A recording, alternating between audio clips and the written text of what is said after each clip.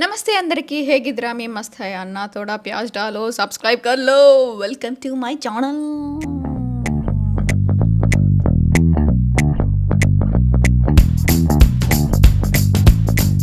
మేము house warming video post చేసినప్పుడు చాలా మంది హోమ్ టూర్ చేయండి అన్నారు. సరే హోమ్ టూర్ కాదు కానీ మా home ceremony house warming ceremony అయినప్పుడు ఆ వీడియో పెడితే ఎవరు చూడలేదు. అఫ్ కోర్స్ కొంతమంది చూసారనుకోండి. అందులోనే 80% ఆఫ్ ది హోమ్ అయితే మేము కవర్ చేసాం. మీరు కనుక చూడకపోతే ఇక్కడ లింక్ ఉంది, చూసేయండి. ఈ వీడియోలో నాకు మోస్ట్ రిక్వెస్టెడ్ వీడియో ఏంటంటే మీ డోర్ డిజైన్ చూపించండి అని నాకు చాలామంది కమెంట్ చేశారు, డిఎం చేశారు, ఫొటోస్ పంపండి అని అడిగారు. అప్పుడు నేను సరిగా రెస్పాండ్ అవ్వలేకపోయాను. బికాజ్ మేము హౌస్ షిఫ్టింగ్ అన్నీ ఇంకా షిఫ్ట్ జరుగుతూనే ఉండింది, ఆ బిజీలో ఉన్నాము.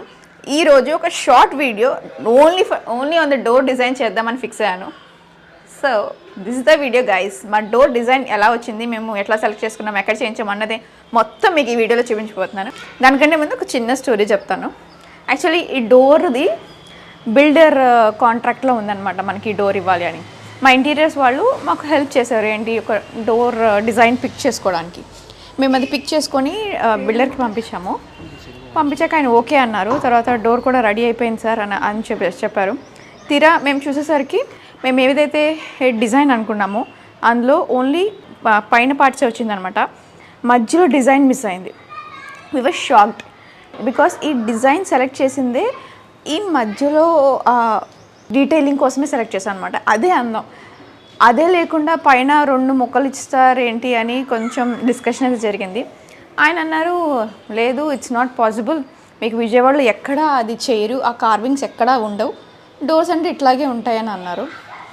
ఇంకా తర్వాత మా ఇంటీరియర్స్ వాళ్ళతో మాట్లాడాక ఆయన నేను చేయిస్తాను సార్, మీకు సేమ్ ఇట్లాగే వస్తుంది అని చెప్పి దే టుక్ ద టైం. అంటే ఒక 2-3 డేస్లో రావాల్సింది, కొంచెం టైం పట్టింది రావడానికి. బట్ అవుట్పుట్కి వస్తే అది చేయి.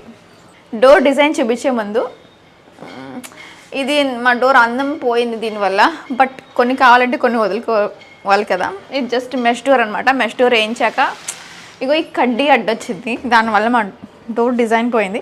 బట్ దీనికి ముందు గృహప్రవేశం టైంలో మేము డోర్ డిజైన్ చూసే ఉంటారు కదా, అయితే ఏ అడ్డు లేకుండా నీట్గా బాగా క్యూట్గా కనిపిస్తూ ఉంటుంది డోర్. కానీ అక్కడ పాలిష్ లేదు, ఇప్పుడు పాలిష్ ఉంది. చూసారా అంత బాగుండేది. ఇది ఒక దిష్టి చుక్కలాగా ఏదో ఒకటి పట్టిందనమాట. అంత చుక్కే ఇది చాలా ఇంపార్టెంట్. ఇక్కడ 4th ఫ్లోర్లో ఉంటాము, గాలి బాగా వస్తుంది, దోమలు కూడా అంతే బాగా వస్తాయి.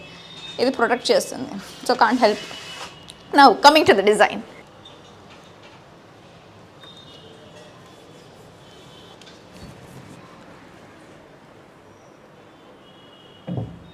పైన ఈ చెక్క వర్క్కే వచ్చారనమాట మనకి బిల్డర్. సో ఈ కార్వింగ్ మిస్ అయింది. ఇంత బ్యూటీని మిస్ చేస్తే అసలు డోర్ చూసినాక మాకు ఫుల్ చప్పబడిపోయామన్నమాట. కానీ ఇక్కడ మా ఇంటీరియర్స్ వాళ్ళు చాలా హెల్ప్ చేశారు. ఈ కటింగ్ అంతా వాళ్ళే చేయించారు. డిజైనింగ్ ఎంత బాగా వచ్చిందంటే, ఇంకా ఆయన చెప్పింది ఏంటంటే ఈ డోర్ ఉంది కదా, ఇది మాకు కొంచెం మందం తక్కువైంది. మీరు కనుక ఇలాంటి డిజైన్ ఆప్ట్ చేసుకునేటట్టయితే డోర్ కొంచెం మందంగా ఉండేటట్టు చూసుకోండి, ఇంకా మందంగా. సో దానివల్ల ఏమవుతుందంటే అంట ఈ కటింగ్ ఇంకా డెప్త్ వచ్చి ఇంకా ఎలివేట్ అవుతుందంట. సో అది మీరు ఇలాంటి డిజైన్ ప్లాన్ చేసుకునేటైతే ముందుగానే మీ బిల్డర్కో లేదా డోర్స్ డిజైన్ చేసే వాళ్ళకి చెప్పండి, డోర్ మందం ఎక్కువ ఉండాలి, ఎందుకంటే ఈ కటింగ్ మీకు బయటికి అట్లా ఇంకా బాగా కనిపిస్తుంది అని. డోర్స్ ఇలా లోపలికి కంప్లీట్ ఫోల్డ్ అయ్యేలాగా వచ్చిందనమాట. సో దీనివల్ల మీకు గుమ్మం ఓపెన్ చేసినప్పుడు కూడా చాలా పెద్దగా అనిపిస్తూ ఉంటుంది.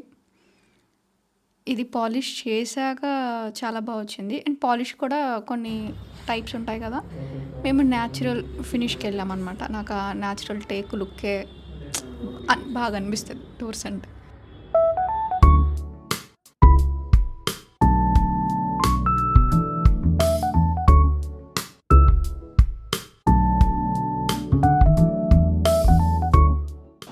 హైట్ చూస్తే చాలా పొడుగ్గా ఉండడం వల్ల సింగిల్ డోర్ అనేది రైట్ ఆప్షన్ కాదు అని మా బిల్డర్ కానీ ఇంటీరియర్స్ ఆయన కానీ చెప్పడం అయితే జరిగింది.